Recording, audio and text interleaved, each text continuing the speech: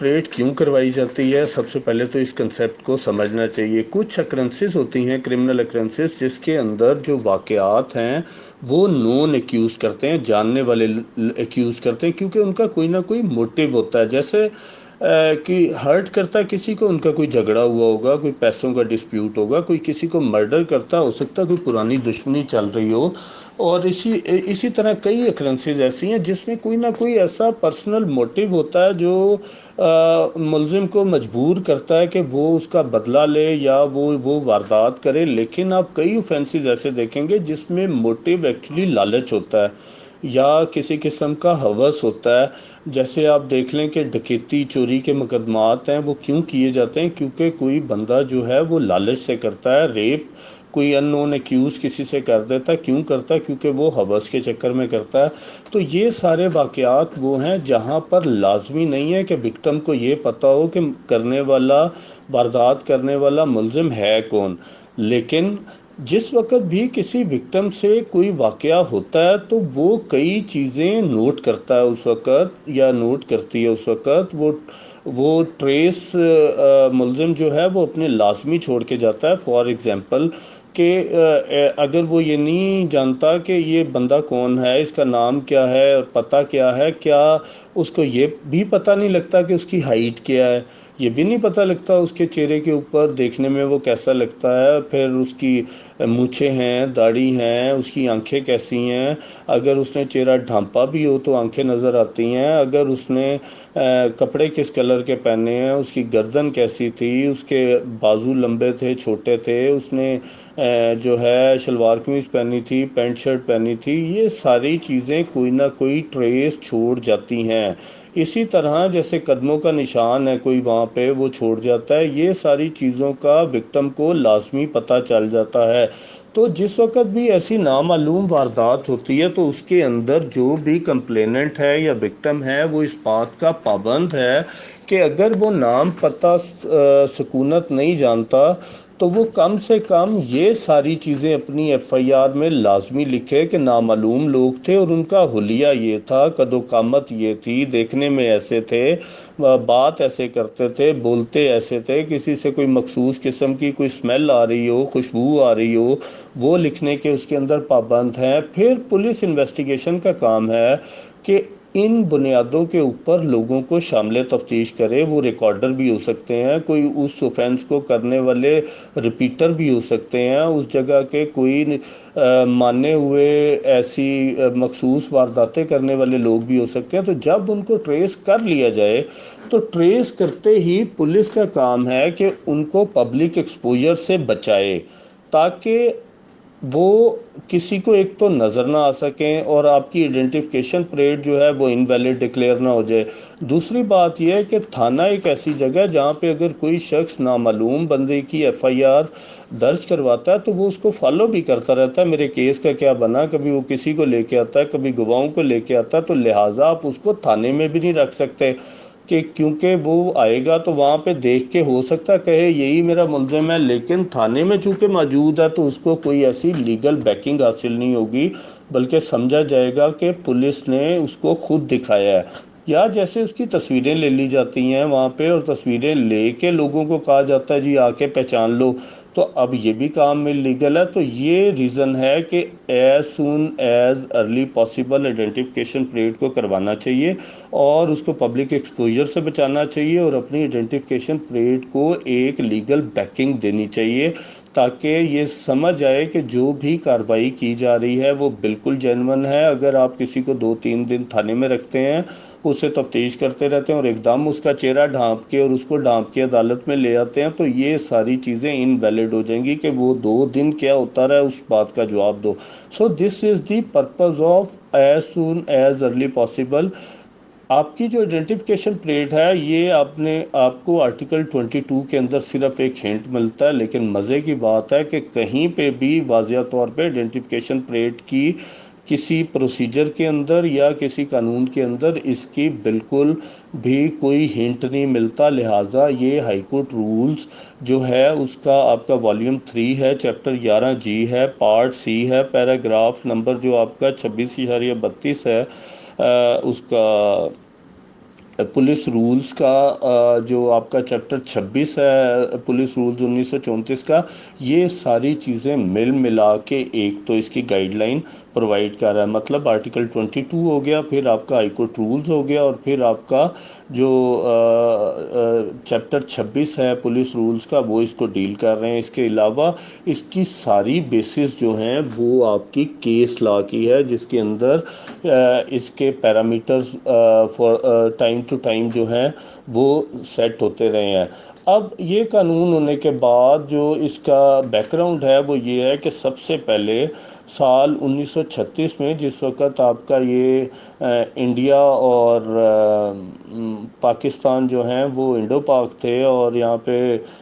गोरों की हुकूमत थी, उस वक़्त सबसे पहले उस वक़्त का जो होम डिपार्टमेंट था उसके लेटर के थ्रू ये बात डिसाइड की गई। क्योंकि इसका मैं बता रहा हूँ फोरम मौजूद नहीं था कोई भी, ना ही प्रोसीजर प्रोवाइडेड था, तो उस लेटर के अंदर 1936 में ये डिसाइड किया गया कि मैजिस्ट्रेट की सुपरविजन लाजमी है। फिर ये डिसाइड किया गया कि ये जेल के अंदर होनी चाहिए, और उसी लेटर के अंदर ये प्रिंसिपल हुआ कि ये एज सुन एज पॉसिबल इसको कैरी करना चाहिए और सस्पेक्ट को पब्लिकली एक्सपोज नहीं करना चाहिए। फिर उसके अंदर ये भी डिसाइड हुआ कि ये जो सारी प्रोसीडिंग्स है ये पुलिस जो है वो अरेस्ट करने के बाद इसको जेल में रखवाएगी, और जेल में रखवाने के बाद जो आपका जेल सुप्रिटेंडेंट है वो इंश्योर करेगा कि किसी बंदे की जो है एक्सेस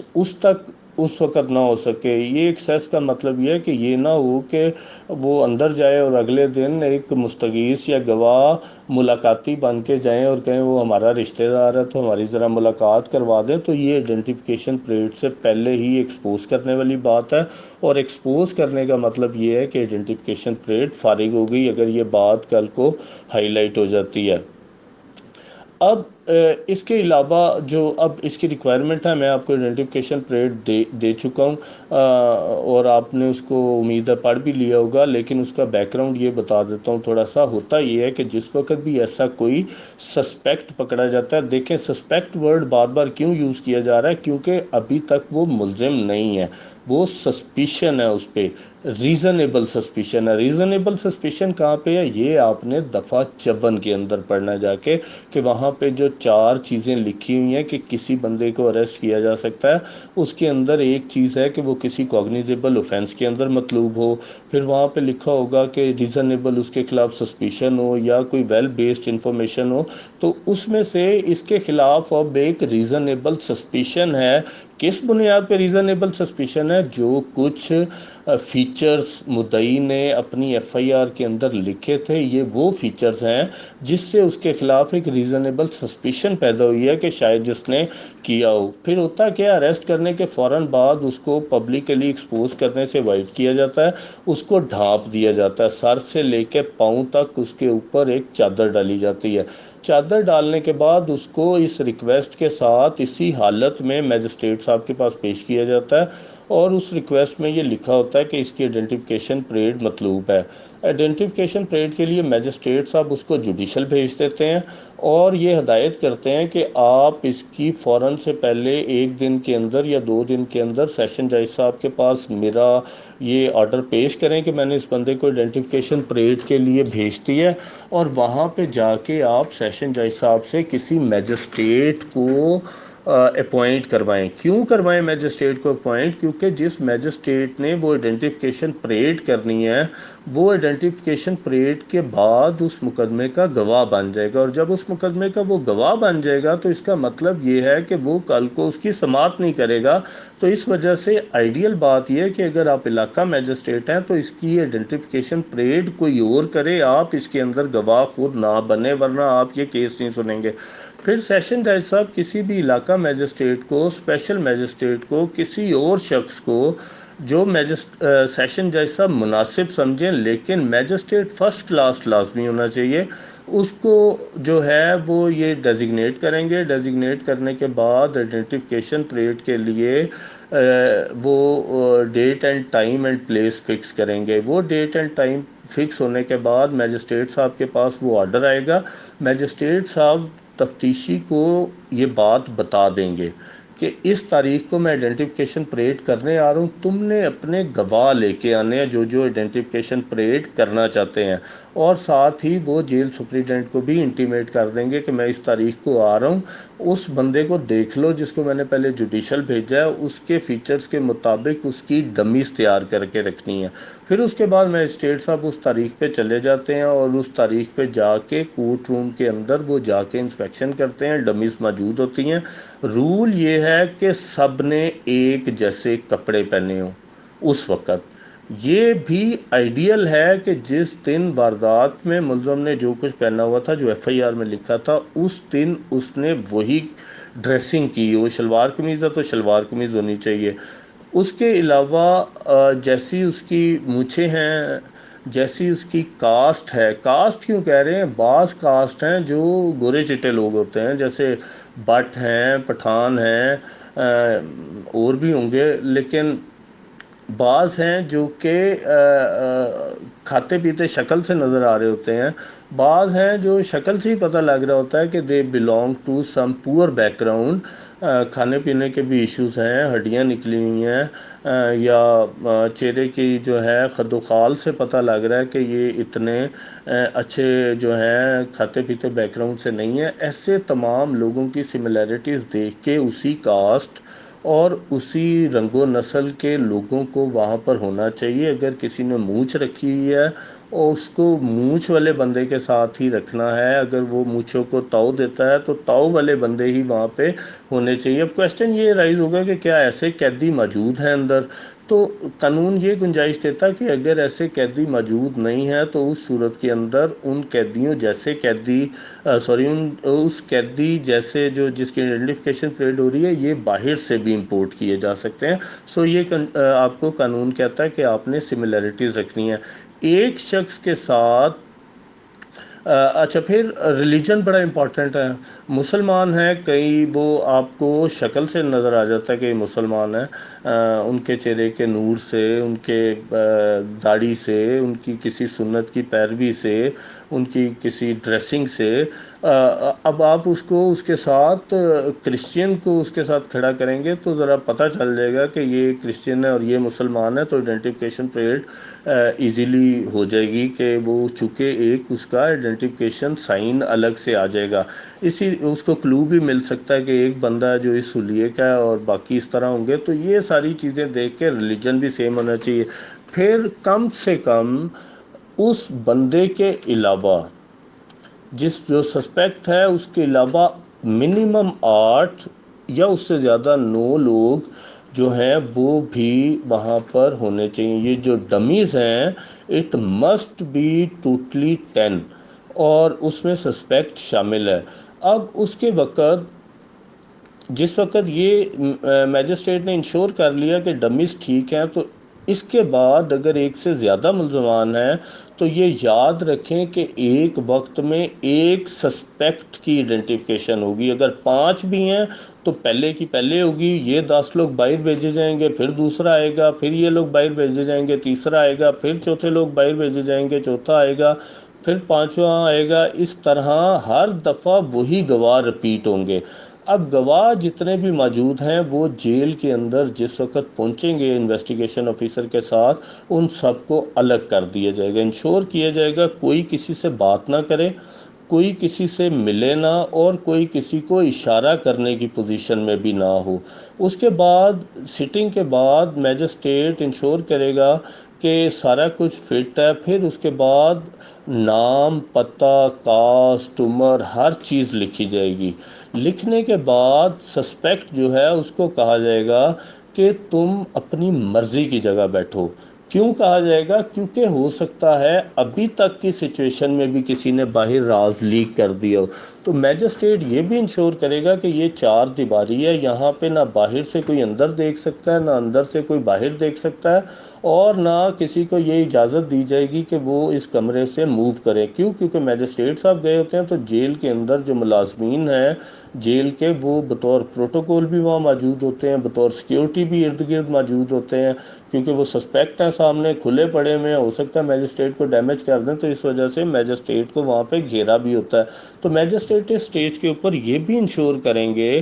کہ کوئی بندہ اندر نہ آئے، باہر نہ جائے، یا ان دیواروں میں کھڑکیوں میں کوئی ایسی جگہ تو نہیں ہے کہ کوئی کسی کو اشارہ کر رہا ہے، جیسے فرض کریں کہ کوئی باہر سے کسی کی آنکھوں میں آنکھیں ڈال سکتا ہے، دیکھ سکتا ہے، ہو سکتا ہے وہ فنگر سے اشارہ کر دے کہ چوتھے نمبر پہ بیٹھا ہوا ہے، چھٹے نمبر پہ بیٹھا ہوا ہے، ہو سکتا ہے اس نے اس کو پہلے بتا دیا ہو کہ جب بھی میں اشارہ کروں گا تو سمجھ جانا لیفٹ سے رائٹ ہوگا یا رائٹ سے لیفٹ ہوگا، تو وہ اشارہ کر دیتا انگلیوں سے کہ 5ویں پہ بیٹھا ہوا ہے، چھٹے پہ بیٹھا ہوا ہے، تو وہ باہر سے آنے والا جانتا ہے یا نہیں جانتا، اس نے پراپر آئیڈینٹیفیکیشن کریٹ کرنی ہے یا نہیں کرنی، لیکن اس کو یہ پتہ ہوگا کہ 5ویں نمبر پہ بیٹھا ہے۔ سو میجسٹریٹ نے یہ بھی انشور کرنا ہے کہ کوئی بندہ کسی کو اشارہ نہ کر پائے، نہ کوئی موومنٹ کرے۔ اس کے بعد بلانے کے بعد جس وقت یہ ساری سیٹنگ ہوگی، پھر ایک بندے کو جو وارڈن وہاں پہ ہوتا ہے اس کو یہ بھیجا جائے گا، سسپیکٹ اپنی مرضی کی جگہ بیٹھے گا، اور جو ہے وارڈن کو کمرے سے نکالنے کے بعد وہاں پہ اس کو کہا جائے گا کہ ایک گواہ لے آؤ۔ جو پہلا گواہ آئے گا وہ اس کو آ کے جو میجسٹریٹ ہیں وہ اس سے اس کی نام پوچھیں گے، نام پوچھنے کے بعد ساری اس کی پرٹیکولرز لکھیں گے، پرٹیکولرز لکھنے کے بعد دیکھیں گے کہ کیا ایف آئی آر میں یہ گواہ ہے بھی یا نہیں، اس نے واقعہ دیکھا بھی ہے یا نہیں دیکھا، اور اس کے بعد اسی طرح اس کو یہ آپشن دی جائے گی کہ یہ جو سامنے لوگ بیٹھے ہوئے ہیں بتاؤ ان میں سے کوئی تمہاری اکرنس کا کلپریٹ ہے یا نہیں ہے۔ وہ پھرے گا، دیکھے گا ایک ایک کو، اور اس کے بعد جا کے اس کو یہ کہا جائے گا کہ آپ اس شخص کے سر پر شفقت کا ہاتھ رکھ دیں جا کے جس بندے نے آپ کی واردات کی ہے۔ اگر وہ آئیڈینٹیفائی کر لیتا تو وہ اس شخص کے سر پہ جا کے ہاتھ رکھ کے میجسٹریٹ کو انڈیکیٹ کرے گا کہ یہ وہ شخص ہے۔ اب جس وقت وہ یہ کرے گا تو پھر میجسٹریٹ صاحب اس کو بلا لیں گے اور پھر اپنی آبزرویشن دیں گے کہ اس نے صحیح بندہ پہچانا ہے یا نہیں پہچانا۔ اگر وہ غلط بندے پہ ہاتھ رکھتا ہے یہ بھی لکھ دیں گے اس نے غلط بندے پہ ہاتھ رکھا ہے، وہ نہیں تھا جو اصل سسپیکٹ تھا۔ لاسٹلی میجسٹریٹ صاحب یہ بھی آبزرویشن دے سکتے ہیں کہ اگر گواہ کہتا ہے ان میں سے کوئی نہیں ہے تو میجسٹریٹ صاحب لکھیں گے کہ سسپیکٹ موجود تھا اس میں لیکن اس نے کہا ان میں سے کوئی نہیں ہے۔ سو this is the way of identification plate. پھر جس وقت یہ کمپلیٹ کر لے گا پھر وارڈن کو کہا جائے گا کہ اس کو آپ اپنے ہمراہ لے جائیں، اور جس راستے سے آیا اس راستے پہ نہیں لے کے جانا، دوسرے راستے پہ کہیں لے جائیں، اور اگلا گواہ بلائیں، اور جب اس گواہ کو بلائیں گے تو اس وقت ایسا راستہ نہیں ہونا چاہیے کہ یہ بندہ اس کو دیکھ سکے، لہٰذا جیل کے اندر ایک راستہ ہوتا ہے جس راستے سے اس گواہ کو نکالا جاتا ہے دوسری طرف، اور وہاں سے دوسرا گواہ لایا جاتا ہے۔ دس از دی پروسیجر کہ آپ جو ہے 50 گواہ بھی ہوں گے تو یہی پروسیجر ہوگا، 50 ملزم ہیں تو یہی پروسیجر ہوگا، اور اس کے بعد وہاں پہ جو ہے یہ identification parade 1 by 1 each witness کی، اگر 5 گواہ ہیں تو ایک سسپیکٹ کے اوپر 5 گواہ ایٹ اے ٹائم بلائی جائیں گے، اس کی آئیڈینٹیفیکیشن پریڈ کمپلیٹ کی جائے گی۔ کمپلیٹ کرنے کے بعد اس کو کہا جائے گا کہ آپ یہاں سے چلے جائیں، اور چلنے کے بعد پھر اگر دوسرا جب سسپیکٹ آئے گا تو اسی طرح 5 گواہ اسی ترتیب سے بلائے جائیں گے۔ اب یہ جو سارے ارینجمنٹس ہیں یہ سارے جو ہے یہ بھی گنجائش ہو سکتی ہے کہ جو پاکستان میں تو نہیں ہے لیکن فارن کنٹریز میں ہے کہ بعض دفعہ آپ ہو سکتا ہے جو وٹنس ہے اس کو ان لوگوں کے سامنے ہی نہ کریں جو سامنے بیٹھے ہیں، کوئی واقعہ ایسا ہو سکتا ہے، پرسنل اینیمٹی ہو سکتی ہے، یہ بھی ہو سکتا ہے کہ واردات اتنی ہینیس ہو کہ میجسٹریٹ سمجھتا ہے یا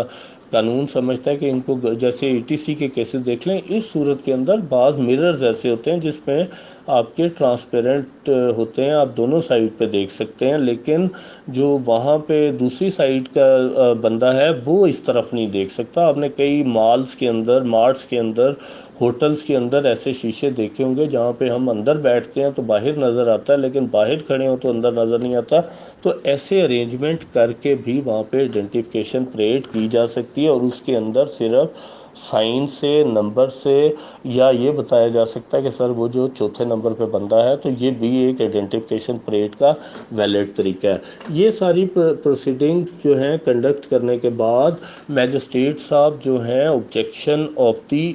कल्परेट भी लिखेंगे, एक सस्पेक्ट भी लिखेंगे कि तुम क्या कहते हो अगर तुम आइडेंटिफाई हो गए हो। तो उस सूरत में वो अपना जो ऑब्जेक्शन लिखता है। एक बात सॉरी मैं भूल गया कि जिस वक्त वो आइडेंटिफाई करता है तो मैजिस्ट्रेट को ये भी पूछना चाहिए कि तुमने तो 6 बंदों के नाम लिखवाए हैं, तुमने एक लिखा था एक मोटरसाइकिल चला रहा था, तुमने ये लिखा था एक ने मेरे सर के ऊपर पिस्तौल तान ली, एक का तुमने लिखा हवाई फायरिंग की, एक का लिखा उसने मेरी तलाशी लेके जेब से हर चीज़ निकाल ली। ये बताओ कि जिसको तुमने आइडेंटिफाई किया इसने रोल क्या प्ले किया था। वो फिर बताता है कि ये वो बंदा था जो मोटरसाइकिल चला रहा था। तो वो उस सूरत के अंदर वो लिखेंगे कि इसने इसका ये रोल डिस्क्राइब किया। एक और इम्पॉर्टेंट बात है कि आइडेंटिफिकेशन परेड का तरीकाकार ये है कानूनी, अगर उसने बावक्त बकुआ निकाब किया हुआ था, अपना मुंह ढांपा हुआ था,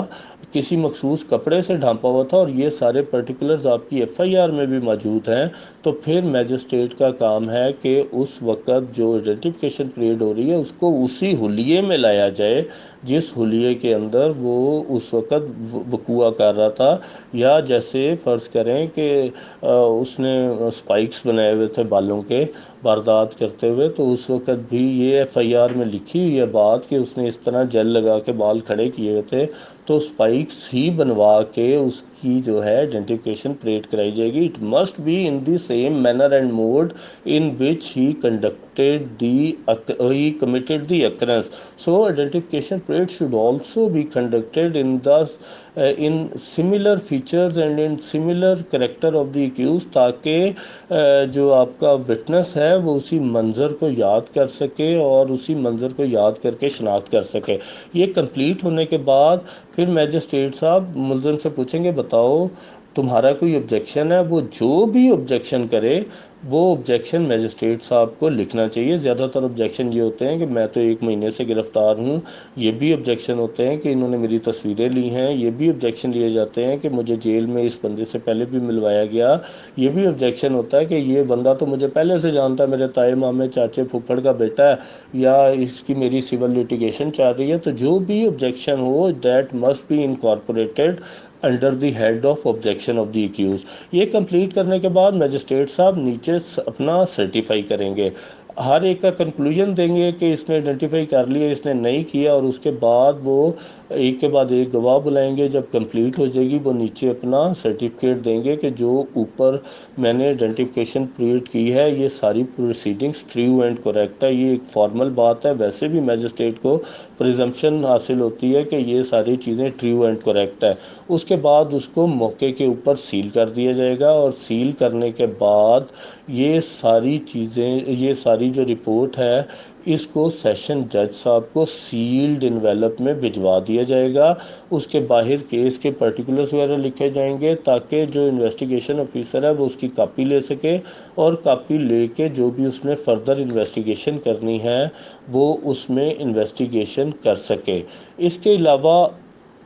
जो है वो मैजिस्ट्रेट उसका जो इस केस के अंदर रोल है वो बतौर गवाह बन जाता है, और रोल गवाह बनने के बाद जिस वक्त भी उसका ट्रायल चलता है तो मैजिस्ट्रेट साहब जो हैं उसमें बतौर गवाह पेश होते हैं और मुल्ज़म को ये राइट होता है कि वो उनको क्वेश्चनिंग कर सके कि आपने आइडेंटिफिकेशन परेड जो है वो नहीं ठीक की। इसके अलावा ये जो होम डिपार्टमेंट है वो भी